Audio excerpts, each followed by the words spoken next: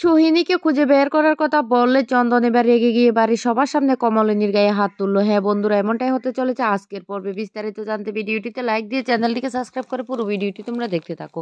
গল্পের শুরুতে আমরা দেখতে পারবো বুবলাই তার মাকে হাত জোর করে বলতে লাগলো, মা যা কিছু হয়েছে ভুলে যাও না মা, তোমার কাছে হাত জোর করে বলছি তুমি বাবার সাথে থেকে যাও না। বাবা তো সমস্ত সমস্যার সমাধান করে দিয়েছে, তাহলে তোমার আপত্তিটা কোথায়? কোথায় তোমার আপত্তিটা? তখন এই কথা শোনার সাথে সাথে কমলিনীর শাশুড়িও বলতে লাগলো, হ্যাঁ হ্যাঁ বৌমা, তোমার তো আর আপত্তি থাকতে পারে না, আমার ছেলে তো সমস্যা সমাধান করে দিয়েছি। তুমি তুমি আমার ছেলে নামে মিথ্যে মিথ্যে এইভাবে কথা বলতে পারলে? আরে আমি আমার ছেলেটাকে কি এইভাবে মানুষ করেছিলাম?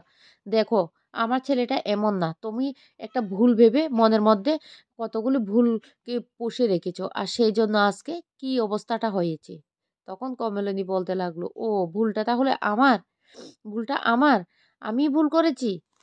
আমি তাহলে স্বীকার করে নিচ্ছি ভুলটা আমারই, কারণ তোমার বাবা তো সেইটা তাদের অফিসের সাংকেতিক চিঠি বলে বলে দিয়েছে। কিন্তু সত্যি সত্যি কি সাংকেতিক চিঠি, সেটাই তো আমার মনে একটা প্রশ্ন থেকে গেল। কুর্চি তখন বলতে লাগলো, বৌদি ভাই তোমার মনের কি সম্পূর্ণ ভুল ধারণাটা দূর হয়েছে, না এখনো মনের মধ্যে সে কালো মেঘটা রয়ে গেছে?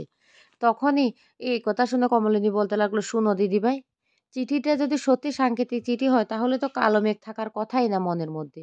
আর যদি সেটা না হয় তাহলে তো আচ্ছা কালো মেঘ থেকেই যাবে। তখন মাসিমা বলতে লাগলো, শুনো বৌমা, আর অত শত কথা বুঝতে পারছি না, আমি একটা কথাই বলি, এবার তাহলে তোমরা মন দিয়ে সংসারটা করো। শুধু শুধু ঝামেলা করার তো কোনো দরকার নেই, চন্দন তো সবকিছু তোমাকে ক্লিয়ার করেই দিয়েছে।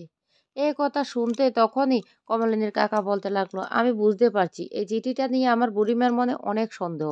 বুড়ি এক কাজ কর না, এক কাজ করলে তো ভালোই হয়, তুই যে একজন হ্যান্ডরাইটিং এক্সপার্টকে নিয়ে আয়, তাহলে তো প্রমাণিত হয়ে যাচ্ছে চিঠিটা কার, কার হাতের লেখা চিঠিটা। এই কথা বলতে তখন কমলিনীর বাবা বলতে লাগলো, না না, তার আর দরকার হবে না, তুই না আর এক্সপ্রেশন দিতে আসিস না, বুড়ি এবার একটু সুন্দরভাবে সংসার করুক। এই কথা বলতে চন্দন তখন সবার মাঝখানে রেগে দাঁড়িয়ে পড়ে আর বলতে লাগলো, আপনি কি বলতে চাইছেন? কি বলতে চাইছেন? কত বছর আগের একটা চিঠি, আর চিঠিটা কে লিখেছে এখন কি তাকে খুঁজে বের করতে হবে? তাকে খুঁজে বের করতে হবে। তখন কমলিনীর কাকা বলতে লাগলো, চন্দন তুমি কেন এভাবে সবার মাঝখানে রেগে উঠছো? আমি কি একবারও সেই কথা বলেছি? আমি বলেছি বুড়ির মনে যেহেতু সন্দেহ আছে, সেই জন্য একজন হ্যান্ডরাইটিং এক্সপার্টকে নিয়ে আসলে সন্দেহটা দূর হয়ে যাবে। আর তখনই কমলিনীর বাবা বলতে লাগলো, না তোকে আর এ নিয়ে ভাবতে হবে না, ও ও যেটা ভেবেছে সেটাই হোক, সব কিছু তো জামাই ভুল বুঝাবুঝি মিটিয়ে দিয়েছে, তাহলে তাহলে ওরা দুজন সুখে শান্তিতে এবার সংসার করুক। কমলিনীর মা তখন বলতে লাগলো, ঠাকুরপো তোমাকে আর কিছু বলতে হবে না, তুমি আর এর মাঝখানে কোনো কথাই বলো না, সমস্ত সমস্যা তো সমাধান করেই দিয়েছে চন্দন, তাহলে তাহলে এবারে ওদেরকে একটু শান্তিতে থাকতে দাও। এই কথাটা বলতে তখন কমলিনীর কাকা বলে উঠে, না, সমস্যা তো সমাধান এখনো হয়নি, যেহেতু চিঠিটা নিয়ে বুড়ির মনে একটা সন্দেহ থেকে গেছে, সেই জন্য আমি বলেছি শুধু এই কথাটা, যাতে সমস্ত সমস্যা ঝেড়ে ফেলে ওরা দুজন একসাথে থাকতে পারে। এই কথা বলতে চন্দন তখন বলতে লাগলো, না না, আমিও বলতে চাই কতদিন আগের একটা চিঠি, আর সেটা তো আমি বলে দিয়েছি আমাদের অফিসে সাংকেতিক চিহ্নের চিঠি, তাহলে তাহলে সেটা আর খুঁজে বের করার কোনো মানে তো হয় না। তখন এই কথা শোনার সাথে সাথে বুবলাই, মিঠি, বাবিন সবাই অবাক হয়ে তার বাবার দিকে তাকিয়ে থাকে।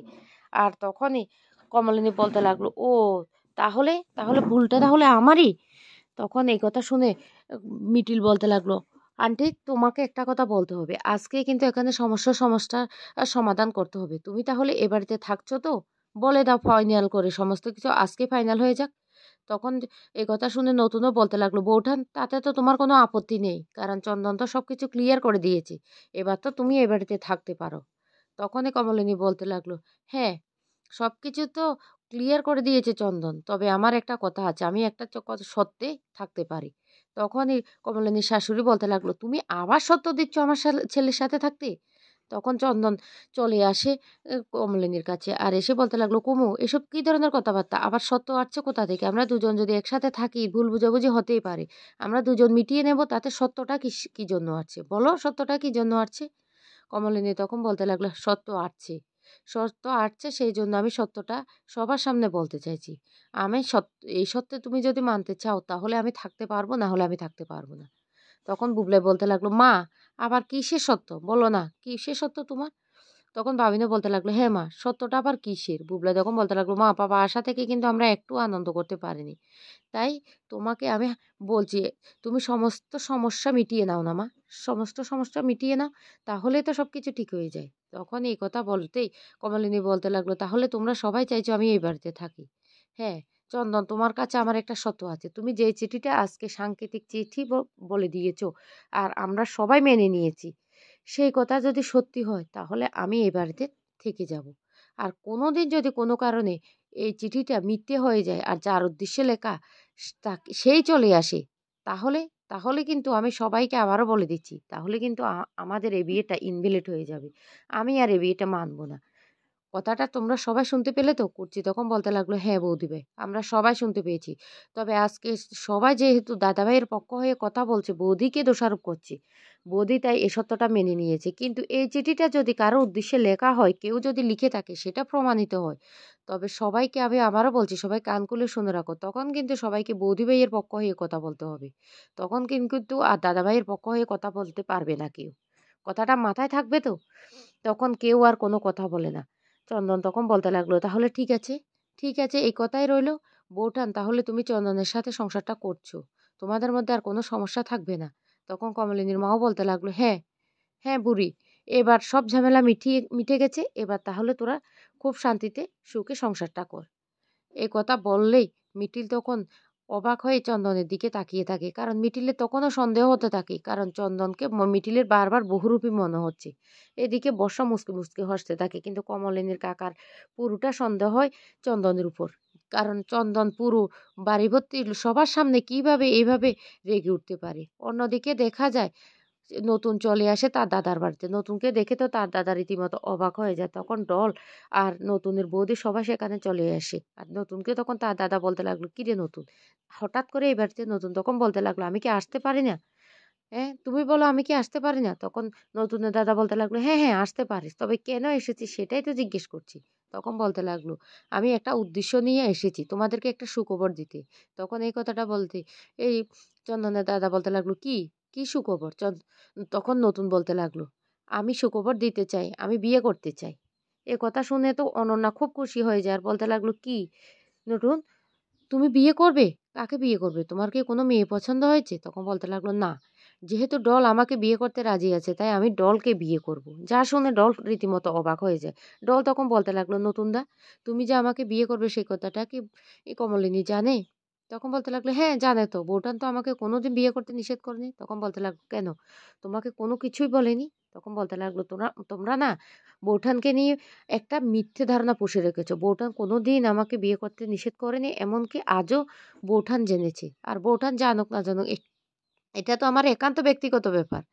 তখনই একথা শুনে ডল বলতে লাগলো, আমি তোমাকে আজকে একটা স্পষ্ট কথা বলতে চাই। কারণ তুমিও অ্যাডাল্ট, আমিও অ্যাডাল্ট। তুমি যদি সত্যি আমাকে বিয়ে করতে চাও, তাহলে তো ভালো, আমরা দুজন সংসার করব। কিন্তু তুমি যদি কোনো কারণে আমাকে বলো, এখন আমি বিয়ে করতে চাইছি, কিছুদিন পর বলবে আমি তোমাকে বিয়ে করতে পারব না, তাহলে কিন্তু আমি মনের দিক থেকে পুরোটাই ভেঙে যাব। আমি কিন্তু সেটা তোমাকে যে স্পষ্ট জানিয়ে দিলাম। এরপর ওরা ২ বোন যখন রান্নাঘরে চলে যায়, তখনই ওই নতুনের দাদা বলতে লাগলো, তুই আমাকে সত্যি করে বল তো, বল কেন তুই বিয়েটা করতে চাইছিস? তখন বলতে লাগলো, বউঠানের সংসারটা বাঁচানোর জন্য। চন্দন আর বউঠান যদি সংসারটা মেনে নিয়ে, তাহলে আমি বিয়েটা করতে আপত্তিটা কোথায়? এইদিকে নতুনের বাড়িতে চলে আসে কমলিনী। কমলিনীকে দেখে নতুন বলতে লাগলো, বউঠান তুমি? তখন বলতে লাগলো, আমি কি আসতে পারি না? তখনই নতুন বলতে লাগলো, কালকে কি কোনো ঝামেলা হয়েছে আমি চলে আসার পর? তখনই কমলিনী বলতে লাগলো, না, না, কোনো ঝামেলা হবে কেন? তোমরা তো সবাই মিলে আমার একটা সমস্যার সমাধান করে দিয়েছো, একটা সলিউশন বের করে দিয়েছো। আর তুমি বিয়ে করতে যাচ্ছ, আমি কি না এসে পারি? এই বলে কমলিনী তার ব্যাগ থেকে কতগুলি গয়নার বাক্স বের করে দেয় আর বলতে লাগলো, এই গয়নাগুলি তো তুমি আমাকে বানিয়ে দিয়েছিলে আমার নিষেধ করা সত্ত্বেও। কিন্তু আমি কোনো দিনের জন্য সেগুলি পরে দেখিনি। যেমনি দিয়েছো সেমনি তোলা রয়ে গেছে। তাই তুমি যেহেতু বিয়ে করছো, তোমার বিয়েতে তো আমার কিছু দেওয়ার কর্তব্য বা অধিকার আছে। তাই আমি সেগুলি দিতে এসেছি। তখন এই কথা বলতেই নতুন বলতে লাগলো, তুমি এগুলি ফেরত দিতে এসেছো? তখনই কমলিনী বলতে লাগলো, না, ফেরত দিতে আসিনি। জাস্ট আমি দেখতে